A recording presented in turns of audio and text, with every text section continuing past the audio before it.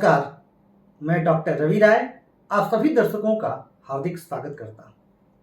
प्रिय दर्शकों, इस कार्यक्रम में बात होगी कर्क राशि के जातकों के लिए वर्ष 2025 कैसा रहने वाला है। कर्क राशि के जातकों की करियर की क्या स्थिति रहेगी, व्यवसाय बिजनेस की क्या स्थिति रहेगी, प्रेम जीवन, पारिवारिक जीवन, आर्थिक स्थिति, इन तमाम पहलुओं पर हम बात करेंगे। पूर्व में हम मेष, वृषभ और मिथुन राशि पर चर्चा कर चुके हैं। तो वर्ष 2025 कर्क राशि के जातकों के लिए क्या लेकर के आने वाला है, आइए इस पर चर्चा प्रारंभ करते हैं। और अगर आपको अपनी राशि नहीं पता, बड़ा सिंपल सा तरीका है, आप अपनी जन्म कुंडली खोलिए और वहां देखिए कि चंद्रमा जहां स्थित है। अब यहाँ तो चंद्रमा को मैंने प्रथम भाव में लिया और हो सकता है आपके इस भाव में हो जाए, इस यहाँ स्थित हो जाए, यहाँ स्थित हो जाए, पर वहां 4 अंक लिखा हुआ होना चाहिए। अगर 4 अंक लिखा हुआ है तो आपकी राशि कर्क है। और कर्क राशि के जातक क्यों ही बड़े भावुक और काम के प्रति बड़े जुनून वाले होते हैं, साथ ही साथ थोड़ा सा अस्थिर चित्त के होते हैं, बड़े सेंसिटिव होते हैं। तो कर्क राशि के जातकों की क्या स्थिति रहेगी। हाँ, एक और चीज है, आप लोगों को यह देख करके थोड़ा आश्चर्य हो रहा होगा कि केतु को मैंने 2 भाव दिया हुआ है, उसे शनि को भी, राहु को भी, गुरु को भी, ऐसा मैंने क्यों किया है। तो देखिए, जो वर्ष 2025 है यह बड़ा परिवर्तन वाला वर्ष है। यहाँ सभी ग्रहों का राशि परिवर्तन होगा, गुरु का भी होगा, शनि का भी होगा, राहु का भी होगा। जैसे शनि अभी वर्तमान में कुंभ राशि में है, पर 29 मार्च को शनि मीन राशि में प्रवेश कर जाएंगे। उसी तरीके से देवगुरु बृहस्पति अभी वृषभ राशि पर है, पर 15 मई 2025 को मिथुन राशि में प्रवेश कर जाएंगे। ठीक उसी प्रकार राहु और केतु, राहु अभी मीन पे है और केतु अभी कन्या पर राशि पर है, पर 18 मई को राहु आ जाएंगे कुंभ राशि पर और केतु चले जाएंगे सिंह राशि पर।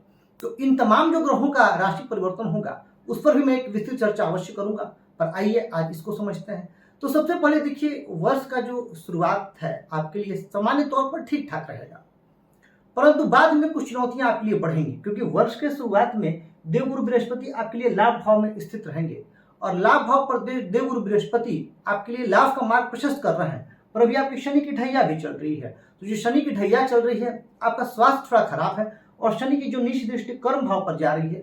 अधिकांश कर्क राशि के जातक, सबको तो मैं नहीं कहूंगा क्योंकि महादशा और अंतर्दशा जो है सबकी अलग अलग तरीके की चलती है, किसी की अच्छी चलती है, किसी की अकारक ग्रहों की चलती है, पर जिनकी महादशा भी अच्छी नहीं चल रही है वो कर्क राशि के जातक अभी बहुत परेशान है। कार्यस्थल पर बनते बनते उनके काम बिगड़ रहे हैं और ऐसा कई कर्क राशि के जातकों ने मुझे बताया है। और आपके साथ क्या स्थिति है वर्तमान में, कमेंट करके बताइएगा जरूर। तो अभी का समय ढैया की वजह से थोड़ा सा कर्क राशि के जातकों के लिए टफ है, परंतु एक अच्छी बात यह होगी कि ढैया भी आपकी खत्म हो जाएगी और शनिदेव भाग्य भाव में गुरु की राशि में प्रवेश करेंगे। तो आइए सबसे पहले बात कर लेते हैं करियर की और व्यवसाय की, कि करियर और व्यवसाय में क्या स्थिति रहेगी कर्क राशि के जातकों की। तो देखिए, लाभ भाव में बृहस्पति जब तक आपके लिए स्थित है तब तक आपके लिए करियर के मामले में बहुत अनुकूल स्थिति है। मई तक आप खास करके अप्रैल और मई, ये 2 माह आपके करियर के लिए लाजवाब रहने वाला है। इस समय हो सके तो आपको कुछ महत्वपूर्ण मौका मिलेगा। यदि आप प्राइवेट जॉब में हो या गवर्नमेंट जॉब में हो, प्रमोशन के चांसेस बनेंगे। जो लोग व्यापार करते हैं उनको अपने व्यापार विस्तार का मौका मिलेगा। एक बहुत ही सुखद स्थिति होगी ये, आपको यह सर्वांगीण उन्नति की ओर ले जाएगी, क्योंकि जो अप्रैल और मई का माह है उसमें शनिदेव का राशि परिवर्तन हो चुका होगा, शनिदेव भाग्य भाव में विराजमान रहेंगे। हाँ, परंतु मई के बाद जो स्थिति बनेगी, खास करके 15 मई के बाद, वो स्थिति उतनी अनुकूल नहीं होगी, क्योंकि बृहस्पति का प्रवेश हो जाएगा व्यय भाव में। तो इसका अर्थ यह नहीं है कि आपकी तरक्की नहीं होगी या आप अपने कार्य बहुत अच्छा नहीं कर पाइएगा। बृहस्पति व्यय भाव में भी जाकर के आपके लिए छठे भाव पर की दृष्टि रहेगी, जहां आप शत्रुओं पर हावी रहेंगे, परंतु आपके व्यय को बहुत बढ़ा देगी ये दृष्टि और फाइनेंशियल मामलों में, वित्तीय मामलों में आपको बहुत ज्यादा परेशान कर देगी। इस समय आपका खर्च बहुत बढ़ जाएगा। खर्च आपका बीमारियों में बढ़ सकता है, आपके शारीरिक कष्टों में बढ़ सकता है, या घर के किसी अन्य सदस्य की बीमारी या परेशानी की वजह से आपका खर्च बढ़ सकता है। तो इस समय जो आपका जो फाइनेंशियल प्लानिंग है वो थोड़ा गड़बड़ हो सकता है, इस पर आपको विशेष ध्यान रखना है। बृहस्पति यहाँ होंगे तो उनकी दृष्टि जरूर आएगी सुख भाव पर, तो कुछ व्यय आप अपने सुखों पर भी करेंगे। साथ ही साथ कर्क राशि के जातक मई के बाद कुछ निवेश की भी योजना बनाएंगे, परंतु मैं ये कहूंगा कि आपको निवेश बहुत सोच समझ करके करना है, क्योंकि राहु का प्रवेश भी आपके हो जाएगा कहाँ, राहु का प्रवेश हो जाएगा अष्टम भाव में, और नवम दृष्टि से राहु की भी यहाँ दृष्टि आएगी। तो गुरु की दृष्टि जहां शुभता प्रदान करेगी, वही राहु की दृष्टि आपको कुछ परेशानी में भी डालेगी। राहु की जब दृष्टि यहां आएगी तो उस समय आपको किसी भी डॉक्यूमेंट पर साइन करने से पहले, कोई भी प्रॉपर्टी परचेस करने से पहले, कोई भी इन्वेस्टमेंट करने से पहले बहुत ज्यादा सोच विचार करके इन्वेस्टमेंट करना चाहिए। जैसे मान लेते हैं कि आप कोई फ्लैट खरीद रहे हैं, तो उसके बारे में आप पता लगा लीजिए कि उसकी कंस्ट्रक्शन की क्या स्थिति है, उसके बिल्डर की क्या स्थिति है। इन तमाम पहलुओं पर आपको बहुत ज्यादा चेक रखने की आवश्यकता होगी।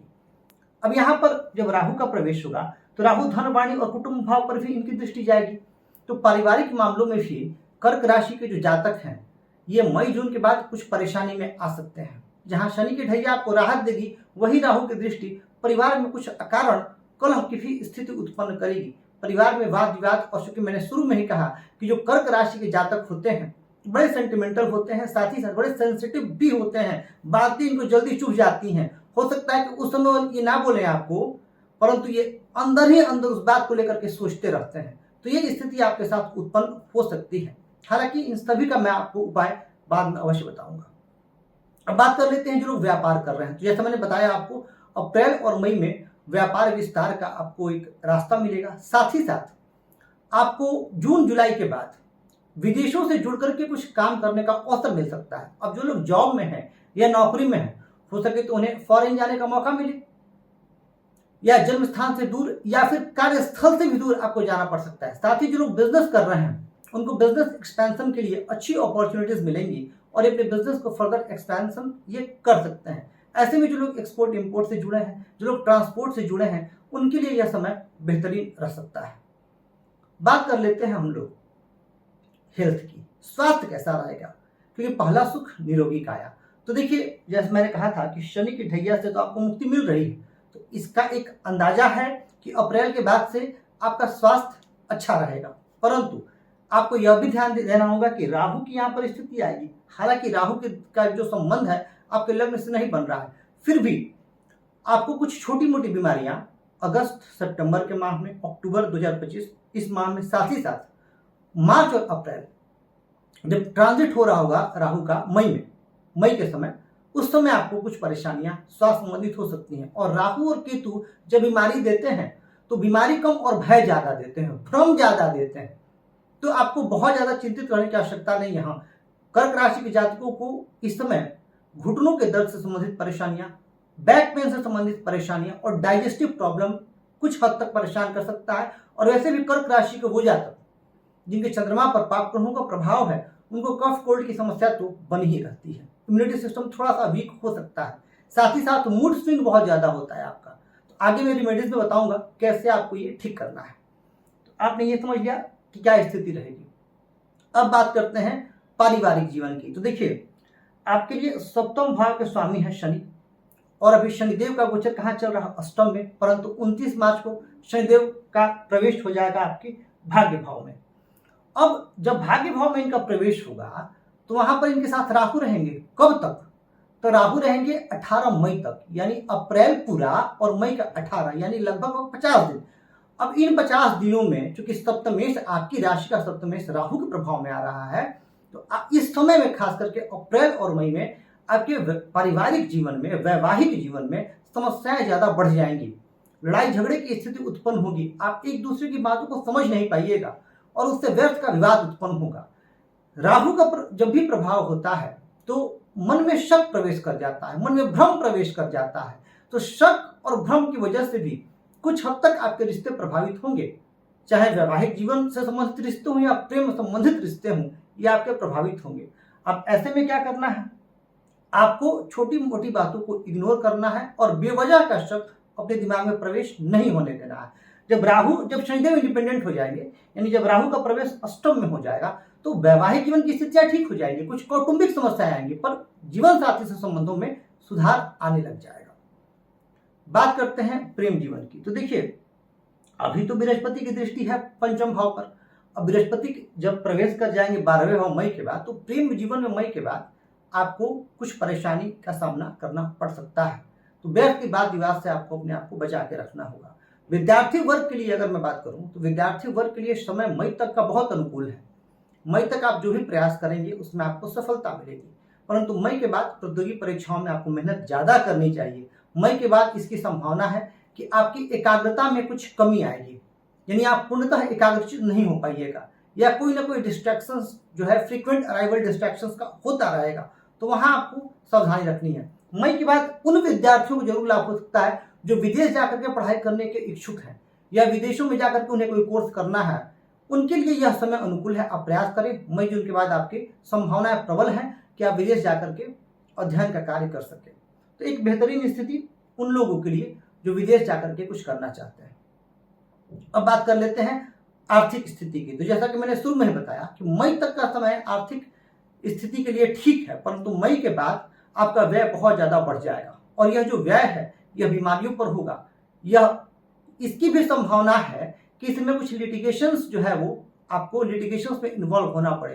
तो अपने आप को आपको पूर्णतः बचा के रखना है कि किसी भी प्रकार के लिटिगेशंस में आप ना उलझें, क्योंकि लिटिगेशंस में आएंगे तो आपकी परेशानी बढ़ेगी। तो इसका आपको ध्यान रखना चाहिए। बात कर लेते हैं कर्क राशि के वो जातक जो लंबे समय से कर्ज से परेशान है, उनकी क्या स्थिति बनेगी। तो देखिए, बृहस्पति का सीधा संबंध जो है कर्ज भाव से बन जाएगा कब? 15 मई के बाद, और ये इनकी यह दृष्टि अपने ही भाव पर होगी। तो इस समय आपको कर्ज के लेन देन में बड़ी सावधानी रखनी चाहिए। कर्ज लेने से तो आपको बिल्कुल ही बचना चाहिए। इस समय अगर आप कर्ज लेते हैं तो आप बहुत बड़ी समस्या में आ सकते हैं। कर्ज चुकाने में आपको दिक्कत होगी। साथ ही आपका मन इस समय करेगा, क्योंकि जब बृहस्पति 12वें भाव में आते हैं और जब इनका संबंध बनता है यहाँ से, तो यह मन करता है कि कर्ज लेकर के कोई बिजनेस शुरू कर दे, कोई कार्य शुरू कर दे। वह परिस्थिति भी आपके लिए अनुकूल नहीं होगी, क्योंकि बृहस्पति अभी व्यय भाव में है और आपको अक्टूबर तक का इंतजार कर लेना चाहिए। अगर आप कर्ज लेकर के कोई बिजनेस शुरू करना चाहते हैं, कोई प्रोजेक्ट शुरू करना चाहते हैं, तो आपको इंतजार अक्टूबर तक का करना चाहिए, क्योंकि अक्टूबर में पुनः बृहस्पति का प्रवेश कर्क राशि में होगा। तभी मैंने कहा कि जो यह वर्ष 2025 है यह बहुत परिवर्तन वाला वर्ष है। हाँ, अक्टूबर से दिसंबर के बीच में आप ले सकते हैं, परंतु अक्टूबर तक कर्ज लेने की योजना डाल दीजिएगा, और कर्ज देने की भी, किसी को कर्ज दीजिएगा तो भी जल्दी आपको लौट के नहीं आएगा। और वैसे भी आपका स्वभाव ऐसा है कि आप ज्यादा बोलते नहीं हैं। अधिकतर कर्क राशि के जातकों को मैंने ये देखा है। इस बात का आपको ध्यान अवश्य रखना चाहिए। तो प्रिय दर्शकों, यह हमने समझा कि कर्क राशि के जातकों का की क्या स्थिति रहेगी, विद्यार्थियों की क्या स्थिति रहेगी, प्रेम जीवन, पारिवारिक जीवन, करियर की क्या स्थिति रहेगी। अब वो माह जिनमें पूरे कर्क राशि को जातकों को विशेष सावधान रहना है। तो देखिए होगा क्या, अगस्त माह में जब सूर्य आपके दूसरे भाव में होंगे तो आपकी वाणी अचानक से थोड़ी उग्र हो जाएगी। अगस्त माह में आपको अपनी वाणी का विशेष ध्यान रखना है। साथ ही साथ अक्टूबर और नवंबर माह में आपको वाहन चलाते समय विशेष सावधानी रखनी है। जून जुलाई और अगस्त माह में आपको अपने हेल्थ का भी विशेष ध्यान रखना है। इस समय इसकी भी संभावना बनेगी, क्योंकि जब केतु यहाँ आ जाए तो आपका मन अपने कुटुंब से कुछ उदासीनता का अनुभव करेगा, आपको घर से बाहर रहने का ज्यादा मन करेगा। तो इन्हीं चीजों का थोड़ा सा आपको ध्यान रखना है। बहुत हद तक जो है अगस्त और सितंबर माह में किसी अनजान व्यक्ति से आपकी किसी अपरिचित से मुलाकात होगी जो कि मित्रता बदलने की कोशिश करेगा, तो वहां आपको विशेष सावधान रहना है। तो ये कुछ सावधानियां आपको अपने जीवन में रखनी है पूरे वर्ष 2025 में।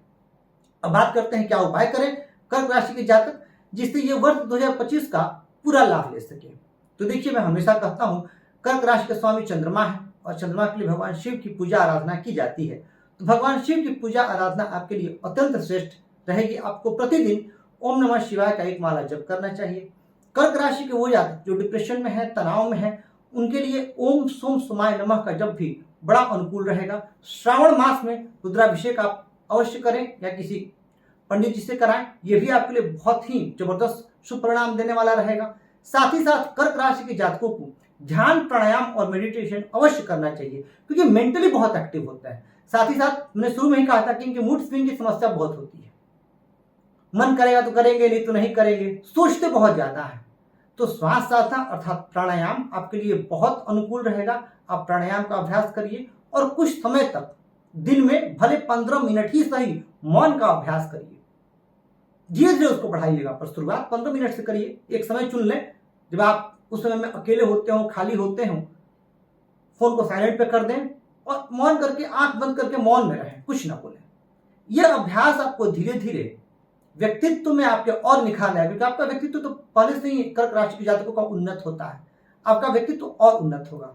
तो प्रिय दर्शकों, कमेंट करके बताइएगा जरूर कि आपको यह कार्यक्रम कैसा लगा, और कहूंगा कि जिस तरीके से आप लोग का प्यार और स्नेह मिल रहा है, मैं हृदय से आप सभी के प्रति अपना आभार व्यक्त करता हूं। मैं आप सभी के स्वस्थ, सुखी, समृद्ध, यशस्वी एवं दीर्घायु जीवन की कामना करता हूं। इसी तरह चैनल को सब्सक्राइब करें और वीडियो को लाइक और शेयर करके हमें अपना प्यार और स्नेह देते रहें। धन्यवाद।